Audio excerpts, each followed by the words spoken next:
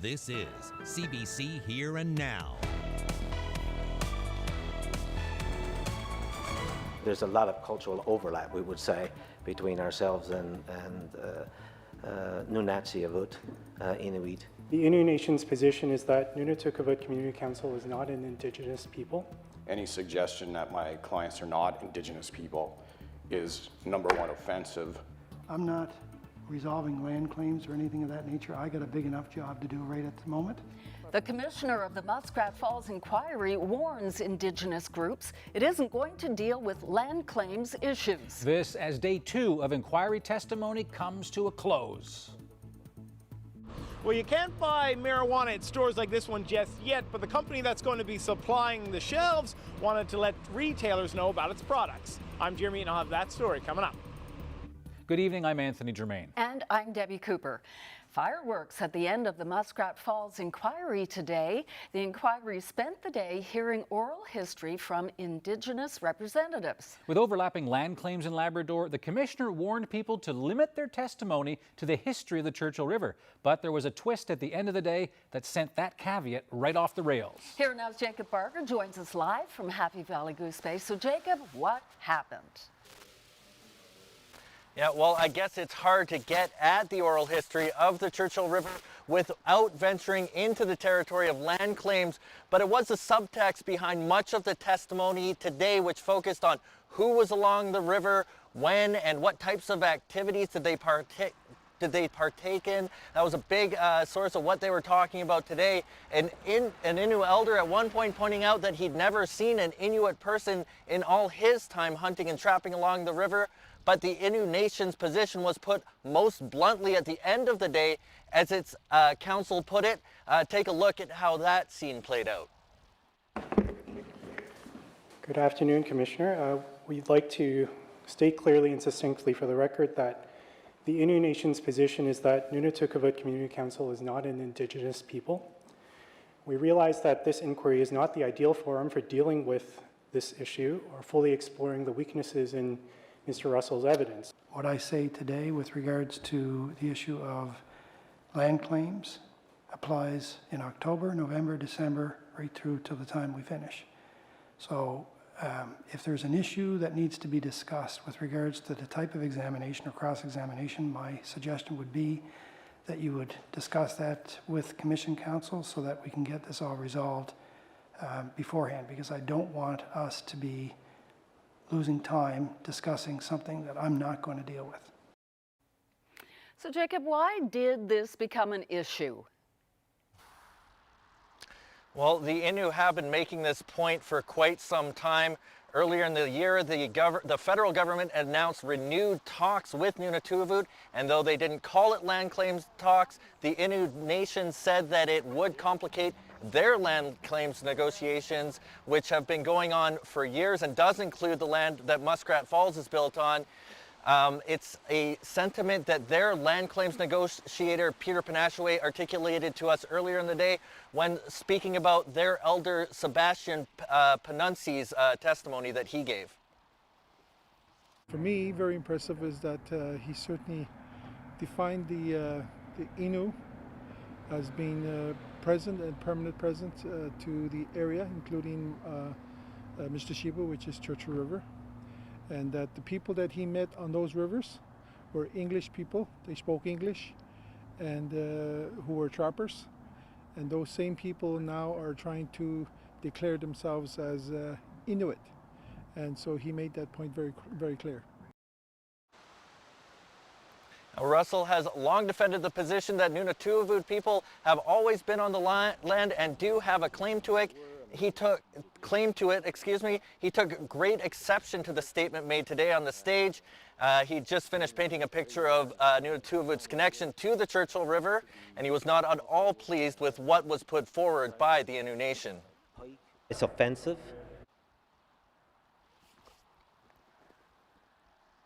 It's offensive. It's personally offensive to me. It's offensive to all the people that I represent. It is not factual. It is a lie, and I would think that some people would even equate this with almost like hate speech. when you deny the personhood of an individual and then the nationhood of a people, there's something wrong with that. And to hear that kind of language come out of another Indigenous group does a disservice to all of the Indigenous peoples within Canada. And so it is offensive. It is a position that is not founded on fact or evidence.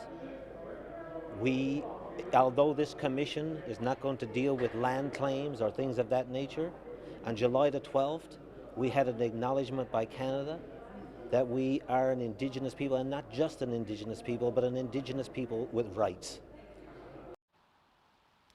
So while the commissioner has said that land claim issues are to remain outside the door here, they certainly found their way inside today. Tomorrow the inquiry ventures on, however. It will be hearing from Stan Marshall, CEO of Nalcor. Reporting live for Here and Now in Happy Valley Goose Bay, I'm Jacob Barker. As we talk about the costs of the Muskrat Falls project, there are a lot of numbers out there. So we want to clarify the project's costs and the interest. When the project was sanctioned, it was advertised as a $6.2 billion project to build Muskrat Falls and the 1,200 kilometers of transmission lines. But that amount didn't include interest during construction, which means the actual cost in 2012 was $7.4 billion. Since then, the problems have mounted and companies have demanded more money. Right now, the cost to build the project will be $10.1 billion, but when you factor in the interest costs while it's being built, that adds up to $12.7 billion, an increase of more than 70% since sanction in 2012. Over here you can see the work we've done on the North Spur to stabilize it on the upstream side. We'll continue our coverage of Muskrat Falls in 25 minutes when Chris O'Neill-Yates takes us all on an exclusive behind-the-scenes tour of the project with Nalcor's Stan Marshall.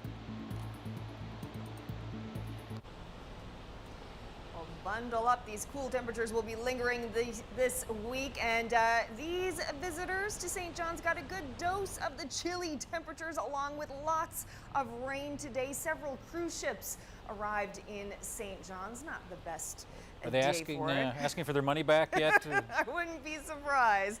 I don't know if I'd want to get off the ship today. And as for tonight, we do have a frost advisory in place for most of the island, plus the possibility of some morning showers mixed with flurries again, and the possibility of a storm on Saturday. All those details coming up. Well, for many years, Islander RV has been a staple alongside the Trans-Canada Highway, but it looks like those days are over. CBC News has learned a bank took over the locally owned business yesterday. Here Now's Ryan Cook reports. The gates are closed here at Islander RV today, and sources tell us that employees have been told to come and pick up their record of employment. And we know that yesterday, representatives from EY, formerly known as Ernst & Young, came and took over the business on behalf of the Bank of Montreal. Now, this is hardly the first sign of trouble for Islander RV. Back in July, Wells Fargo filed court documents to try and force them into receivership. Islander had racked up the majority of its $8 million credit limit, and their payments were coming later and later. It wasn't long before their Grand Falls, Windsor location closed up shop and was listed for sale for $3 million. Islander RV owner Pat Squires has also listed his golf course in Hatchet Cove for nearly $2 million. Squires also owns the Eastbound Speedway in Avondale, but there's no word on whether or not that business is also in trouble. A few weeks back, Islander RV contacted Sean Roach, a local auctioneer, to sell off inventory. Roach had an auction planned for this weekend. Everything from RVs, a backhoe, and even the Grand Falls, Windsor location would be sold. Now, Roach tells us he's not sure if that sale is going to go ahead this weekend or not, but whether he sells it or EY sells it, everything on this lot must go, or creditors could go unpaid. Ryan Cook, CBC News, St. John's. An update now on a scary video that we showed you yesterday. It was of a near head-on collision on the Trans-Canada Highway that happened on Sunday. A dash cam captured this harrowing close call between a white truck and a transport truck. This happened on the west coast. Watch this car. Whoa, really close. This was on the west coast of the island, as I mentioned, near South Branch. A spokesperson for the RCMP tells CBC, you see it there again, that another driver actually saw this happen, called in to report the white truck, and that prompted a police investigation. And now, thanks to this dashcam video, police say they expect charges are going to be laid against the driver. Employees of companies that will soon be selling marijuana are getting some training this week. Canopy Growth Corporation sent a team to St. John's this week to help local retailers get ready for when pot becomes legal next month. Here now's Jeremy Eaton went to check it out. So Jeremy, how does marijuana training work?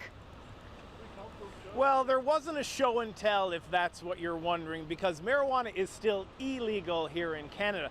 But when it does become legal on October 17th, stores like this Tweed shop in downtown St. John's will have shelves filled with the product. So Canopy Growth Corporation sent some representatives to town so it could show retailers exactly what they'll be selling.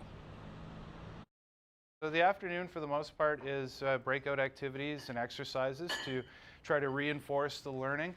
Mark Provo is a cannabis subject matter expert manager. He brought in a team of 6 people to St. John's for some specialized training. The Canopy Growth Corporation will supply Newfoundland and Labrador with marijuana. With a month before stores can sell it, the Ontario-based company wanted to teach local retailers about it. Safe and responsible use is a big part of it. Educating retailers on how to teach people on how to make appropriate choices. This is a new product to the market, and it's really important that people understand the different types of products that we offer and the effects, the varying effects that they can have, whether that be from the different methods of consumption or the different plants that they're consuming. So we want to make sure that everyone has a really positive experience, and that's really the underlying tone.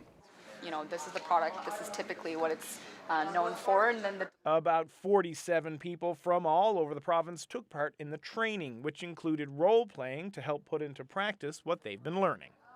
It is quite uncommon. This is actually the first time this has ever been delivered. So this has been in development for over a year. The Learning and Development Department at Canopy Growth Corporation was initially launched in January, but the preparation of the content that we're delivering today started over a year ago. So Provo doesn't know exactly how many strains of marijuana they will be selling at stores like this one, but he says there will be dozens of varieties to choose from. And after today's training, the people selling it will know a lot more about it to tell the people who are buying it. Reporting live for Here and Now, I'm Jeremy Eaton in St. John's. Well, some die-hard Billy Talent fans got one heck of a surprise last night. It happened after the Toronto band wrapped up their set at the Iceberg Alley Festival in Kitty Vitty.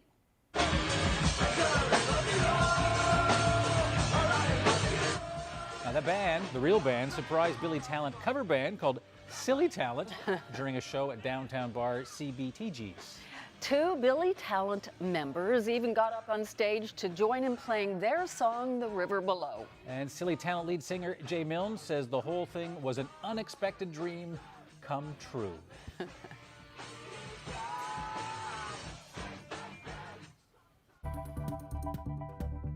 Colleen Connors here in Stephenville today, and I want to welcome you to the first residential tiny home in Atlantic Canada. The Sarah model that you're in today, we're selling for $89,950 furnished with the land.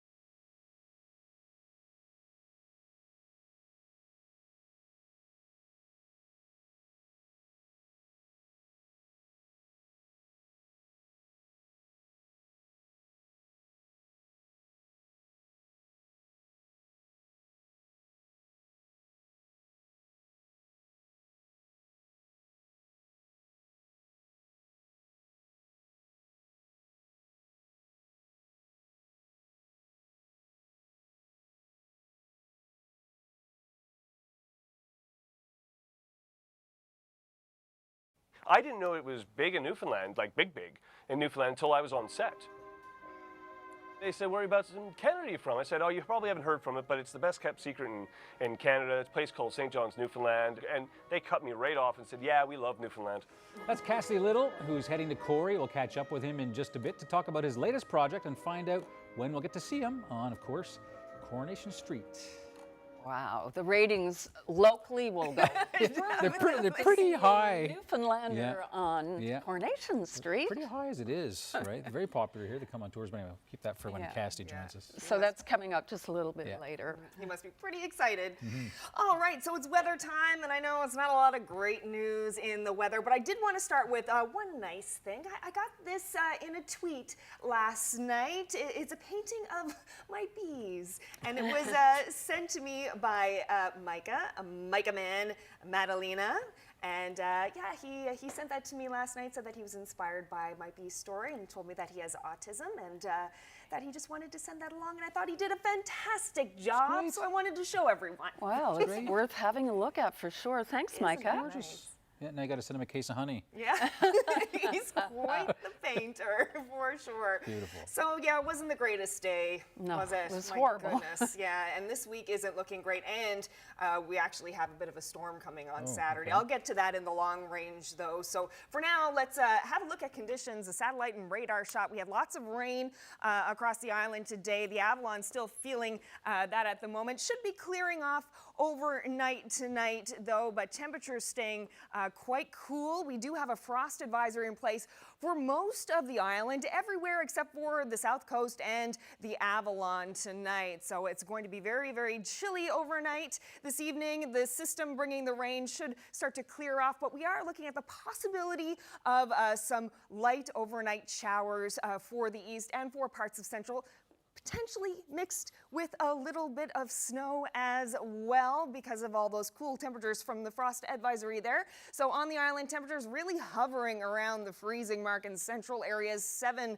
overnight in Marystown, 5 in St. John's. We're into the minus realm right now for parts of Labrador in the overnight lows. So yeah, it's definitely cooling down. And if you're wondering about the remnants of Florence, this is it. So it's not going to be affecting us. In case you were wondering, Halifax is going to get some heavy rain associated with that system, but as you can see, it's going to be pushing off to the Grand Banks just to the south of the island, so we shouldn't have to worry about that at all. So what we do have to worry about is those cool temperatures. Wednesday, 10 a.m. You can see lots of shower potential there for central. Not a whole lot of heavy rain, but kind of a misty sort of situation.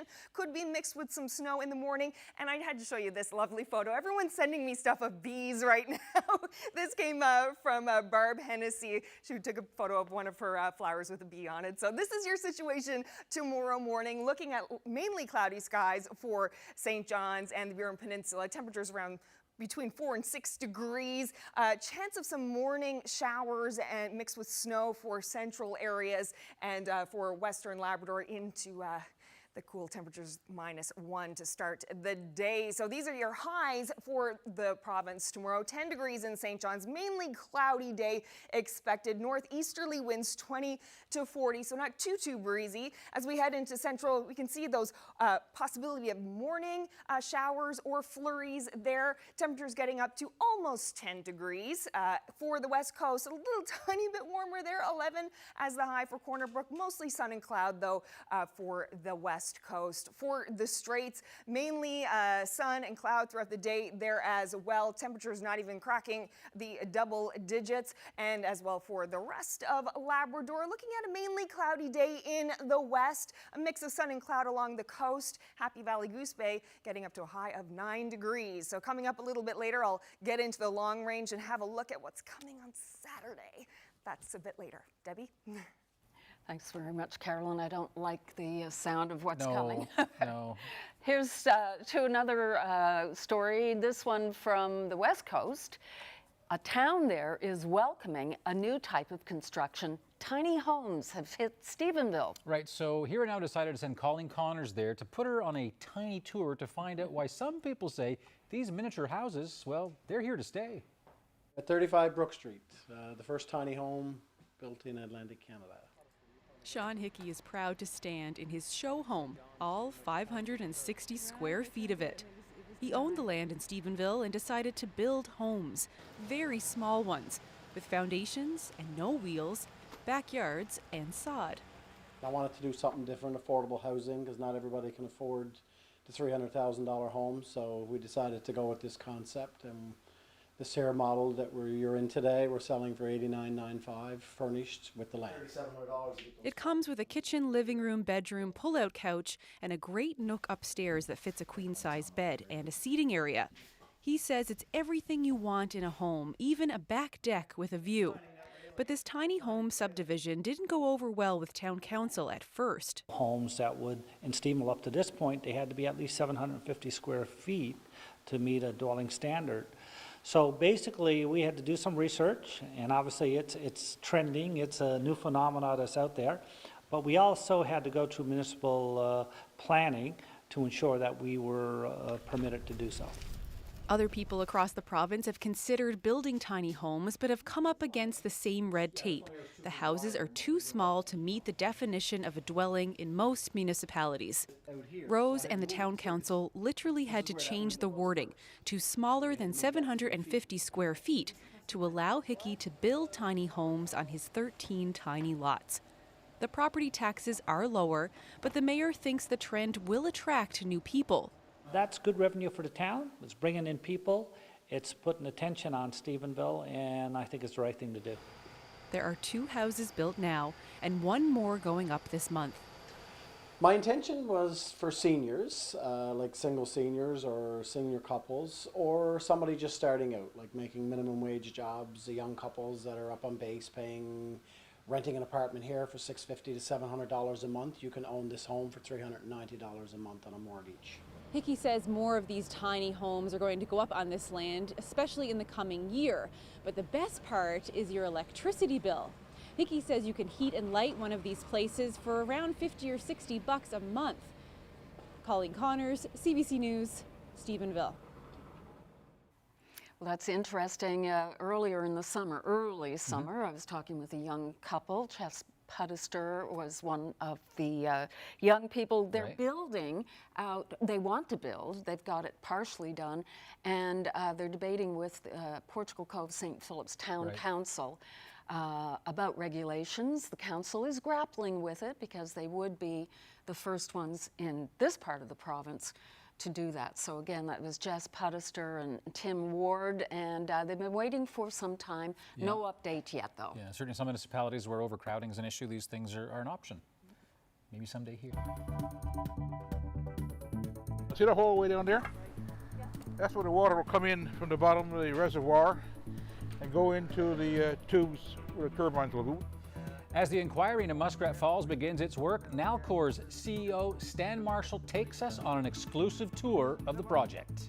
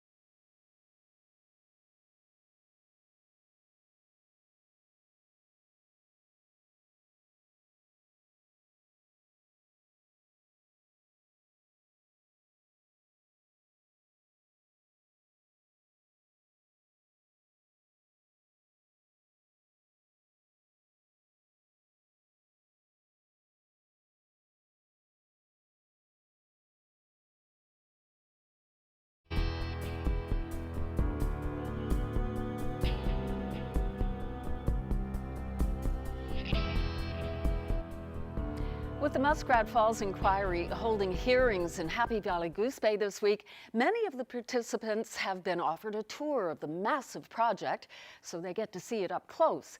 Here Now's Chris O'Neill Yates also went on an exclusive tour of the project with Nowcor CEO Stan Marshall. Tonight, she's taking us behind the scenes to see the progress. The site at Muskrat Falls is massive. It took a full day to see the whole site. Our first stop is at the North Spur. It's been in the news a lot. It's where the dam is, but it's just really a piece of land that juts out into the Churchill River. Our task here, which is now finished, is to stabilize North Spur to make sure that it acts as a earthfill dam forever. And I'll say the last component of that is to install on the spur monitoring device to make sure that in the worst case scenario, if something were to go wrong, that you're aware of it and you can take corrective action long before there would be any catastrophic incident. These are the monitoring stations installed at various sites to detect water level increases. So explain to me that portion that people were talking about that got so much play in the media about a collapse. Very steep sandy banks. They've been eroding since the last ice age for the last 10, 15,000 years, and they will carry on to erode. It doesn't make any difference to the stability of this bank. They're just natural features of the bank. You're not going to do anything with that as downstream in any event. As long as it's not on the North Spur, it's irrelevant. People in Labrador have been concerned about the potential flooding and the effects of methyl mercury in their food. When you say a word like methyl mercury, I mean, it scares people. But methyl mercury exists in the environment everywhere. And here, so when I talked to them here, I said, look, the reservoir we're filling here is 40 square kilometers. About 2% of the reservoir, which is 200 miles upstream, we built 40 years ago. That is now a matter for the inquiry to settle. As we head to the generating part of the project, hard hats and safety equipment are needed there. It's a very busy work site. The generating part of the operation is made up of 3 structures: the spillway, the intake, and the powerhouse. This is as high as you can go at the Muskrat Falls construction site, overlooking the construction of the spillway as water flows through. That's the water that's going to generate electricity. The spillway has 5 bays, gates open and close according to how much water they want released from the reservoir. That's where we just came from. And if anybody hasn't been onto a major power plant before, I mean, this is overwhelming. See the hole way down there? That's where the water will come in from the bottom of the reservoir and go into the tubes where the turbines will be. We're going to go all the way down here. A brief stop for a snap with the boss. So why would Stan Marshall, comfortably retired, want to take on a mega project that was foundering? Recognizing that as it stood, that it was going to have a very harsh impact on electricity consumers and on taxpayers of the province. I mean, that's why I felt I had to come out of retirement to help out. So from here, it's off to the powerhouse. It houses 4 giant turbines that are key to generating electricity. Some young people tell us here that they've benefited a lot from this project. It definitely opens a lot of doors for Labradorians and Newfoundlanders to work back here during the project and when the project is over. There is a lot of politics and some people don't agree with this project. I think once you see it in person, it's a completely different story. I mean, you see the hard work that goes into this, the complicated engineering, and it's a massive project, but it's going to be excellent for the province to have. We own it. Here we're about 30 meters below the level of the river. So once this is flooded in the fall, you'll never see it again. The turbines are above where we just came from. They're key to generating the hydroelectricity that will come from here. You've done the work on it today. This line up here is energized. So we'll go in there where the electricity is going in that building. I'll show you something interesting. This is the inside of the transmission site where energy from Muskrat Falls begins. It travels 1,100 kilometers and ends up here at Soldiers Pond just outside St. John's.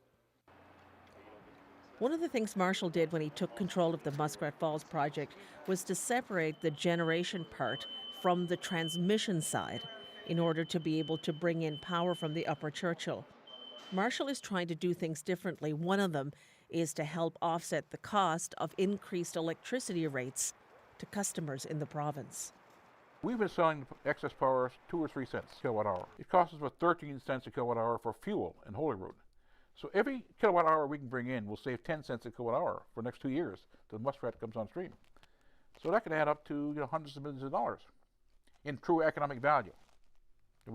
How you allocate that's one thing, but that's true economic saving. So let's do that. That's what we're doing. Marshall says he's also looking at bringing in power from Nova Scotia at peak times to save money instead of generating it at Holyrood. We're doing a whole slew of things to see what we can to build up a pot of money to help mitigate rates and bring in rates increase more gradually. I mean, you can't change the big picture. You're investing $13 billion, basically. So someone's got to pay for it. 18 months on, Marshall says the construction of this project is not in crisis as it was when he took it over in 2016. Good to talk to you, boys. The thing I've asked our employees to do when I came on, I said to them, we can do nothing but the past. But the people will remember how you finish, and I want us to finish strong. And they're doing that. Well, some people might not like the fact, because with the inquiry going on right now, we all know about the cost overruns of the project. But Chris, thank you for getting those fresh images of this massive project. I mean, the engineering is mind-blowingly impressive. Do you think we tend to put aside the number of jobs that were created in this massive project? Well, I think so. And, you know, the thing is, whatever the inquiry comes back with, we own this. And I wanted to see it. And I wanted the people of the province to see it. Stan Marshall says, you know, the workforce has essentially done everything he's asked them to do. Not always wanting to, but he went in and he did things differently. Mm-hmm. There are or have been about 4,000 jobs there at peak. So it has contributed to building a cadre of employees who are experienced in hydroelectric energy to go anywhere in the world and work on these kinds of projects. So that's a side we don't hear in the midst of all the vitriolic debate, which is not something I wanted to get into with this story. Yeah, and as you said, a lot of people have had employment there, the tradespeople, the cooks, transportation and so on. So this has been significant in employment terms and possibly their careers? Absolutely. I met lots of people there who had started out their careers, done work terms there, had gotten jobs, some of them their first jobs. They like working there. They say it's a great place to work. They know that there's negativity about the project, as Caroline O'Leary alluded to. And some people said that, you know, but we've really got a bad name up here. The workers have gotten a bad name because of the politics surrounding the project. But, you know, there will be people who will benefit from it. How much? We don't know, but careers have been started there. So, you know, it's a project we wanted to have a look at. We do own it. We'll have to pay for it. And it's good for us to get inside and see it and see what it's all about. And it's almost completed now. Well, thanks, Chris. No doubt we are going to have to pay for it. And the inquiry will probably be presented with arguments about whether all of those jobs and person hours of work and years of work, were they worth the price tag? No doubt that'll be before the inquiry. Thanks very much, Chris. You're welcome.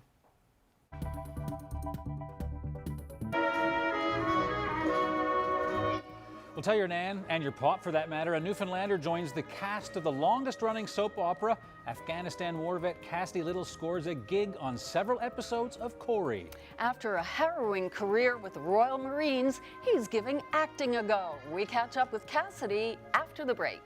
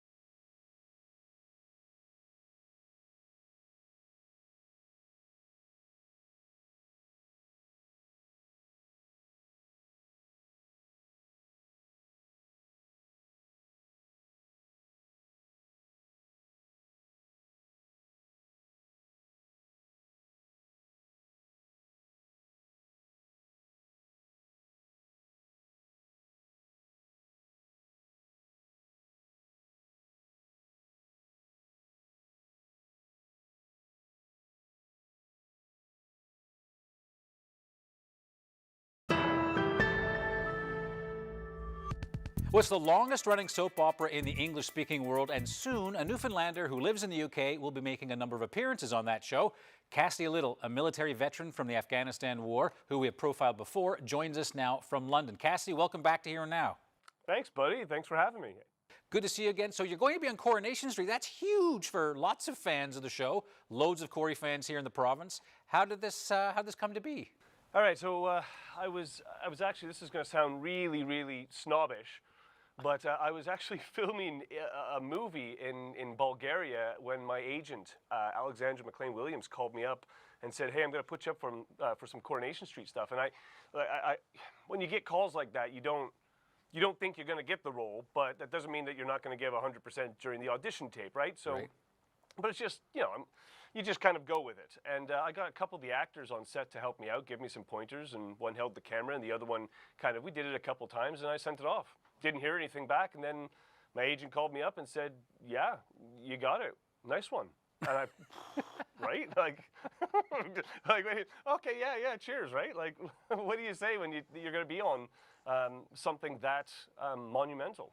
So here you're filming in the Balkans, you do some plays in the West End of London, now you've got Coronation Street. As you know, here in Newfoundland, a lot of fans here, some of whom I think are related to you. Yeah, well, I didn't know that. Oddly, okay, so like growing up, I'm going to call her my Aunt Brenda. She hates it when I call her Aunt Brenda because she says it makes me sound like I'm 11. But Aunt Brenda is a huge fan. She's been watching this for like 25 years. But that was my only kind of introduction from the Newfoundland perspective. In fact, I didn't know it was big in Newfoundland, like big in Newfoundland, until I was on set. And I was kind of introducing myself, and we were all talking about, you know, who this person is and who that person is, and, you know, drinking coffee. And somebody said, so where are you from in the States? And I kind of went, you know, I'm Canadian. And they went, oh, right, sorry about that. I was like, no biggie, no biggie. And they said, whereabouts in Canada are you from? I said, oh, you probably haven't heard from it, but it's the best kept secret in Canada. It's a place called St. John's, Newfoundland. And before I could finish that, because normally I go into this big spiel about, you know, the fishing communities, the artistic communities, the nightlife, just all the, and they cut me right off and said, yeah, we love Newfoundland. I was like, what? How have you heard of Newfoundland? And they went, because we do across the coast-to-coast tours. Yeah. And of course, you know, they go and do talks there. And so they came back to me and went, oh yeah, Duckworth Street and George Street and Water Street. Yeah, it's old hat now. We love it. I was like, wow. And they said, this is going to raise your profile in Canada. No kidding. Oh, what? So you mentioned some of the characters who come, and when characters from Coronation Street have come here, they've packed places with their fans. Tell me about your character in this show that you'll be shooting. You're doing 6 episodes. Who are you in Coronation Street?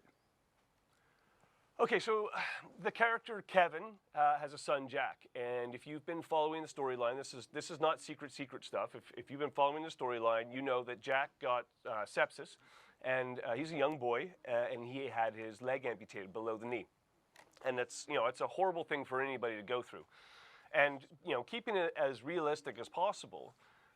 Jack obviously has some issues with, the way he looks now, the way he interacts socially with other kids and all that kind of stuff. And I've come in as a military buddy of another character and, kind of trained Paralympic athletes.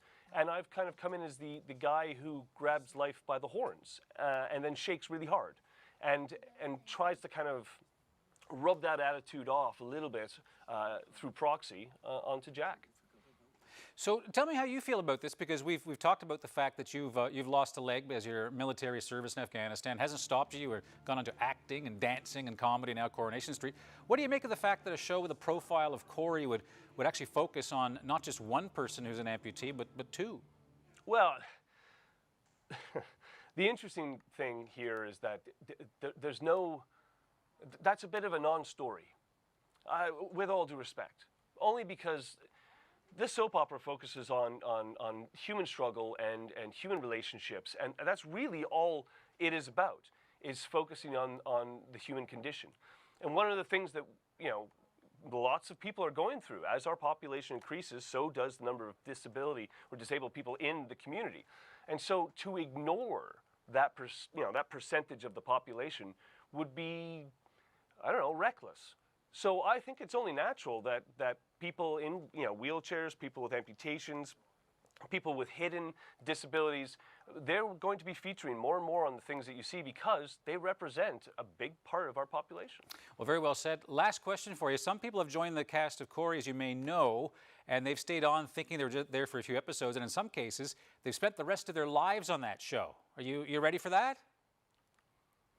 Well, now, oddly enough, I've been trying to brainstorm for the past little while about how I can raise my profile in Canada, because I'd like my daughter to move back to Canada so that she can experience some of the stuff I did when I grew up and some of the beauty of the people and the country. And so I didn't expect it, but you know, if it means that I can raise my profile in Canada, maybe I'll spend some time on there, no sweat. Well, you're a military man. I'd say mission accomplished. There'll be a few more fans in Newfoundland watching Coronation Street because of you for sure. Listen, Cassidy, thank you very much and all the best. Good luck. Always. Thank you very much. Talk to you soon. Good night. It's fantastic. Yeah, great news to see somebody from here actually make that big show. And you really forget about how popular it is. I think on CBC television, it's in the top 3 of things that we do. If they ever move it in the schedule, we hear all the pitchforks and torches. Yeah, so that's good for Cassidy. Yeah, and he also does plays like 8 days a week in London as well. He's in a proud performance, so he's doing very well over there. But he still wants to come home. Well, a classically trained Indigenous artist has won Canada's most prestigious pop music award. New Brunswick singer Jeremy Dutcher takes home the honor and the $50,000 check. Really, this is just building off of what has come before. People like Buffy Sainte-Marie, people like Tanya Tagak, people like Little Pimienta. These strong women led the way first. I'm just stepping into the space that they created, you know?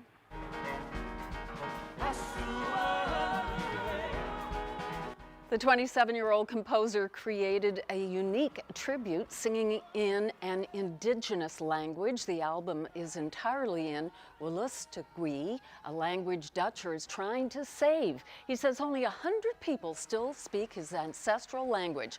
Dutcher calls the win the greatest moment of his life and says he hopes to inspire Indigenous youth. Extreme weather events are becoming more common around the world, and Canada is not being spared from this. A new report says there are ways to combat one of the biggest natural threats, and that's flooding. It calls for a new focus on natural protections against flooding. Briar Stewart has the details. Flooding is the most pervasive and costly type of natural disaster in Canada. That's the conclusion in a new report released today, sponsored by the Insurance Bureau of Canada. It looks at how much flood damage costs the insurance industry, governments, and homeowners, and also things that communities can do to try to prevent some of the destruction. More than 1.5 million homes in Canada are at risk of flooding, and in recent years, severe weather has taken a devastating toll on many communities. Before a flood, we frequently see people sandbagging, and in some cases, communities put up temporary berms. But researchers behind this report believe that officials should be taking a much longer-term view, and that it should begin by first protecting the environment. Things like wetlands, marshes, and ponds offer natural flood protection because they absorb water and then release it gradually back into the ground or into streams. But because wetlands have been paved over and removed for development, that natural flood protection is gone. If you actually do the math on this, it pretty quickly becomes apparent that green infrastructure and sort of living with water is the way to go. But it's a very hard sell in the short term because it's a paradigm shift. Researchers are urging all levels of government to protect the natural infrastructure that exists to help prevent against flooding. And in cases where wetlands and marshes have been removed, they're urging communities to restore them, particularly if they're vulnerable to extreme weather events. Briar Stewart, CBC News, Vancouver.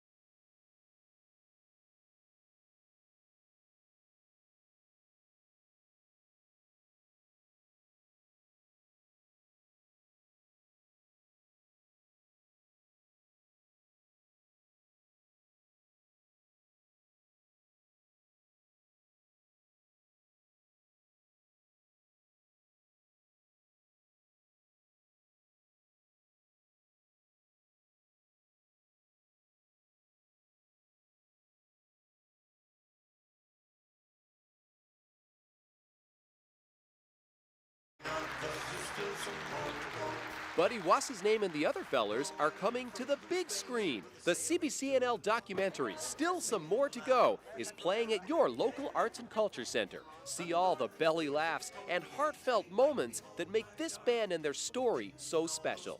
After the movie, stick around for a live question and answer session and deleted scenes. This show is in support of CBC Feed NL, so check the website for dates and get your tickets now. Brought to you by CBC NL and the Arts and Culture Centers of Newfoundland and Labrador.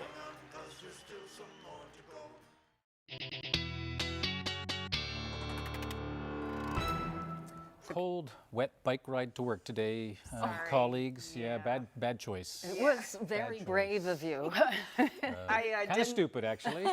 I didn't leave the building once I got in the building. I'm like, I'm not going to go anywhere for lunch. I'm just going to stay warm inside all day. And it's seen to get colder during the day. Yeah, you know, and you can see why. I'm going to start with the highs today. So it got up to 8 degrees in St. John's, and I thought I'd show all of Atlantic Canada. Interesting to note, Halifax, 25 degrees today. Fredericton, 25 degrees. So they may be our neighbors, but boy, oh boy, there's quite the difference in temperatures today. So we do have some showers for the Avalon Peninsula tonight that should be moving off. A frost advisory in effect for most of the island, excluding the South Coast, Burin Peninsula, and the Avalon Peninsula. So it's a chilly night in store for sure. A few little showers there for central areas, cloud cover for the Avalon Peninsula, a chance of showers there because of those cooler temperatures for central and that frost advisory that's in effect. There could be some flurries mixed in with those showers early tomorrow morning, getting up to a high of just 10 degrees in St. John's with a mainly cloudy day as well for Marystown, and those chance of showers for central. Mainly sun and cloud for the west coast with a northwesterly wind, 20 gusting to 40, and a chance of showers as well for St. Anthony. And for Labrador, looking largely clear for the day. Temperatures below the double-digit mark, 9 degrees in Happy Valley, Goose Bay tomorrow, and 6 along the coast with a mix of sun and clouds. So as we get into Thursday, some showers for central, for the Avalon Peninsula there, parts of Labrador as well. Could see some flurries in western Labrador on Thursday afternoon. A chance of showers for the east in Labrador. Chance of showers for central and for the Avalon Peninsula. Temperatures on the island between 9 and 10 degrees. West coast not too bad with a mix of sun and cloud. So as we get into Friday, things are pretty quiet, not much happening. You can see this ominous system heading our way though for Saturday. So on Friday, looking quite nice. 14 degrees for central, a mix of sun and cloud there as well for the west coast. 11 degrees in St. John's and the eastern portion of the island. Just 9 degrees for western Labrador. A chance of showers there later in the afternoon, and some cloudy skies for eastern Labrador. So this is what I was talking about a bit earlier, something that we're keeping an eye on. This system coming through on Saturday, bringing with it lots of wind, rain. You can see the change in the wind direction though. It's now coming from the south, so that actually means that we're going to see a little bit of a bump in temperatures, but it's not going to be a great day for sure. You might want to hunker down on Saturday and bundle up. Looking at windy day, lots of rain. 15 degrees though as the high for Saturday in St. John's and the Avalon Peninsula. Sunday clearing off, and 13 as the high there. 16 for central on Saturday, but still it's going to be quite wet and windy, and for western Labrador getting up to 17 with that system coming through, then dipping down again on Sunday, 11 degrees with a mix of sun and cloud. For eastern Labrador, chance of showers on Saturday and then clearing on Sunday, 12 degrees as the high there. Very chilly overnight lows for sure, particularly for western Labradors. That's below the freezing mark overnight, and lots of cloud cover and cool temperatures for the weekend. And that's your forecast. Debbie, back to you. Thank you, Carolyn. You'll recall that bitter family feud over a lottery jackpot in Cape Breton. Well, it has been settled in court. Barb Reddick of Cape Breton refused to split a $1.2 million Chase the Ace prize with her nephew, even though his name was on the winning ticket. Earlier, the courts had awarded her half the prize, and the other half was put in trust. Well, now the two have reached an agreement on dividing the remainder of the winnings. Gary Mansfield has more. Ace of spades. Back in July, both Reddick and McGinnis's names were on a $1.2 million winning ticket. JC Ace Winners is going to court. I'm taking him to court. It was my ticket. Reddick says she gave him the money to buy the ticket, but never agreed to share the prize, and only put his name on the ticket for luck. Yeah, he was lucky, but not for $500,000. You don't think he deserves it? No, I don't think so. McGinnis said they agreed on splitting the prize, so Reddick sued her nephew and took him to court. Today, they both agreed to a settlement. Mr. McGinnis will receive $350,000, and Ms. Reddick will receive $261,319.50. They are both satisfied with the terms of the settlement. It was reached mutually in order to avoid further court proceedings and to bring this matter to a final conclusion. McGinnis's lawyer says her client is relieved the court battle is over. Both parties are looking forward to putting this matter behind them, and there'll be no further media comments made. After the matter was settled, both Reddick and McGinnis left the courthouse and went their separate ways. Gary Mansfield, CBC News, Port Hawkesbury. Look at Wow. this beauty. Viewer photo of the day. This not so much about where the shot was taken, but that beautiful horse. Look at the mane. It's part blonde, part brunette. Just gorgeous. Codroy Valley. I'll tell you where this shot was taken after the break.